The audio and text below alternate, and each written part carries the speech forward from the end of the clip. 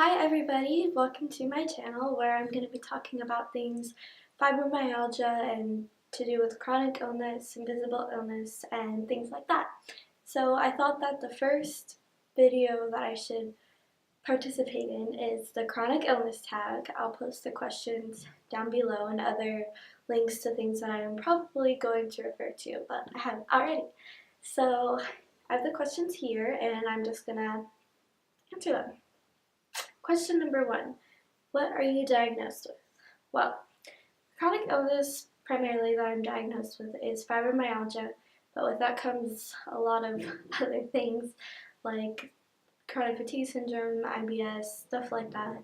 I think there's a symptoms question, which I'll get into other things, but also hyperflexibility and hypermobility syndrome. I don't know much about that. I think they're sort of the same thing, or if that's caused by fibromyalgia. But yeah. Number 2, what do you tend to do at night when you can't sleep? Well, I don't try to sleep, I guess. If it's because of pain, then obviously I have medications or things I can take to try to help. But other than that, I'm not much of a person that likes to sleep a lot. I get up early, go to sleep kind of late, so I'll just watch TV or be on my phone, which I know is bad, and I'm not encouraging. Number 3, what's the worst experience or side effect you've had of a medication because of a medication? I would say before I was actually diagnosed, and I just had a bunch of the symptoms like headaches and nausea and joint pain. I had a neurologist that was giving me something for headaches, a gastrologist that was giving me something for my stomach. I was on 4 different things, and all those medications affected me in a lot of different ways. And I was taking a lot and over-the-counter things, and I would get used to them, I guess, or the dosage would be increased, and I got really frustrated because I was in high school and had all this pain and I was taking all these medications, and one day I kind of took way more than I was supposed to and got really sick, and that really scared me, and so I kind of just quit taking everything, and ever since then, this was 4-ish years ago, about, it's been hard for me to start again taking medications just because I'm scared of, I guess, them not working or me getting taking to, I don't know. Anyway, it's probably that, or a specific symptom would be um, being tired. Definitely, I feel like medications make me more tired, or some of them that I can't sleep. Yeah, I think that was 3. So number 4, how has your condition impacted your mental health? Um, I had some things going on before I was actually diagnosed, like depression and anxiety and other stuff, but it definitely did increase. Does it say after? Oh, how's your condition impacted? So I guess as a whole, it does make you more depressed when you can't do anything, or not that you can't do anything, but when you can't do certain things. And especially before I was diagnosed, I didn't know how to explain to people why I was feeling how I was feeling, or why I didn't have the energy to do certain things, especially with fibromyalgia and invisible illnesses, because you can't see it.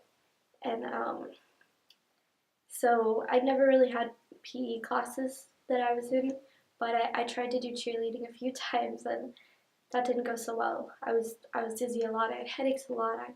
I had no energy, and I couldn't really explain why. And yeah, that's another story. So number 5, describe your social life.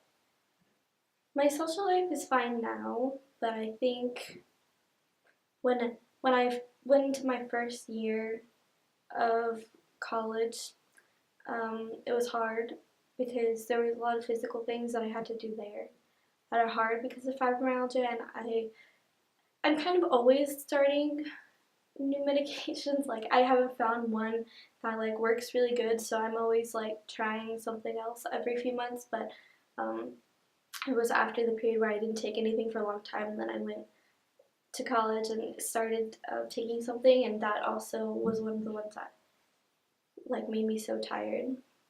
So it affected things like, I guess, yeah, being tired, not wanting to go do things, or if I did go out and do things, I would be like, guys, I'm gonna like go because I don't feel well, and they'd be like, well. But I feel like it's better now.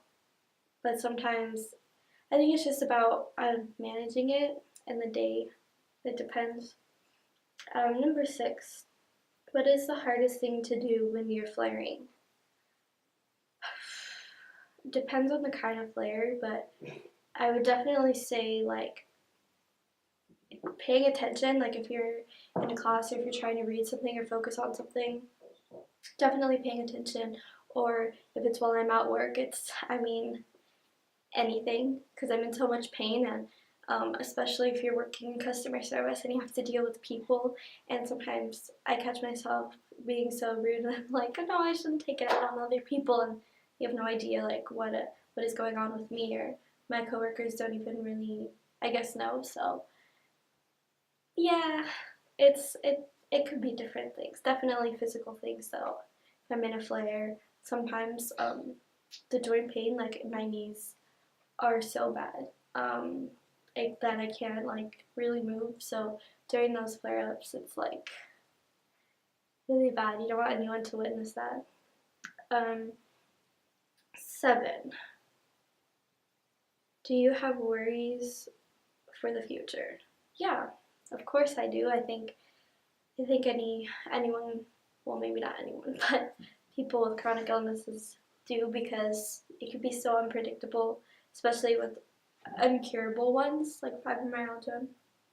It's like I could have a medication that really helps me, or I could maybe not find that, or because I want to go into acting, which requires, the focus, the stamina, and the ability to focus and to go on long rehearsal days and different weather conditions and everything like that. So yeah, it worries me. Like 2 years ago, I really was thinking like, can I pull this off? Like I knew I could, I know I can, but like I realized so many people deal with things worse. Not even that I want to categorize that there's worse or better illnesses or whatever, but people have, you know, other things, maybe more intense things than fibromyalgia, and they are still doing acting or they're still shooting for their dreams. So it's like, if they can do it, like I can do it. So yeah. 8. Favorite comfort food. Well, I try to be as vegan as possible all the time. Getting better now, I think, but Veggie Grill is amazing for vegan food and vegan comfort food. Same with Jumi's, amazing places, but I really like the vegan mac and cheese at Veggie Grill. Number 9. Tell us a valuable lesson you've learned from being sick. To take the days that you feel good and be thankful for them and do as much as you can. Yeah, to be thankful for that. If there is something that I'm going to go do, something, that's very demanding of me, I've learned to set aside days after that. Like, if I'm going to be busy doing something, or if I'm traveling, like when I get back, I should have at least a day to just like lay in bed if I need to, or like recover.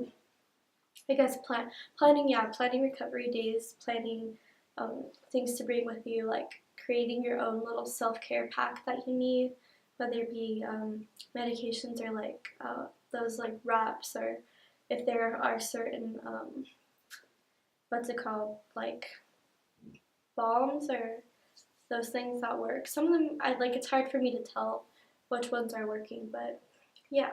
10. Name 3 things you miss that were taken from you because of your illness. I don't really know, because I feel like I think that's the next question actually, is how old were you when you first started experiencing symptoms? So I'm just going to kind of match these two together. I think like I've had the symptoms ever since I can remember. Like when I was really little, I had growing pains, my mom would call them, in my legs, like in my knees and hips and stuff. And she'd say they were growing pains, but they never went away. That's actually what pushed me to go to the doctor again and bring up the joint pain because the headaches and nausea became more prominent. But I was like, but I also have this joint pain that comes and it hurts so bad, and I'm like, it's definitely not growing pains. I realized this when I was like a teenager, and then that's when I went to a rheumatologist and was actually diagnosed when I was in my junior year of high school, I think. So it took me so long to be diagnosed, like literally so many doctor's appointments, so many different kinds of doctors, so many weird, crazy tests to be tested for other things because there's a lot of things that biologically, I guess, run that I could get. But yeah, I would say I guess the one most valuable lesson kind of is to find the right doctors. Definitely um, find the right doctor if you don't feel like they're doing everything to actually help you, or if they're just like, here's this pill and they don't really talk to you about it, get another doctor. I love the doctors that I have now. It did take me a long time to find them, so make the most of every situation. Um, Here's a bit about my story. I'm going to be posting other videos about other things more in depth, I guess. But yeah, I hope you enjoyed it. I hope you, I don't want to say I hope you can relate because I wouldn't want you to be in pain. But if you have fibromyalgia, you know, leave me some comments. I'll watch your videos because I like that, especially like because I found Emma's video and Ciara. I'll link both of their pages down because they're young, you know, and fibromyalgia is mostly older people, and you know, you see the commercials for it, and it's like older people and these medications with scary side effects. And it's like, well, what am I gonna do? Like, who am I gonna talk to? Not that you can't talk to older people, but it's like I have it now in this time when I'm trying to, you know, get my career together and figure stuff out. And but finding her videos and being like, wow, that's another like teen or, you know, preteen who has fibromyalgia. Not that it's a good thing or that I like wish it upon someone, but it was nice to hear her story and hear their advice. So yeah, it's a great online community, and I hope that you'll enjoy my channel. Thanks.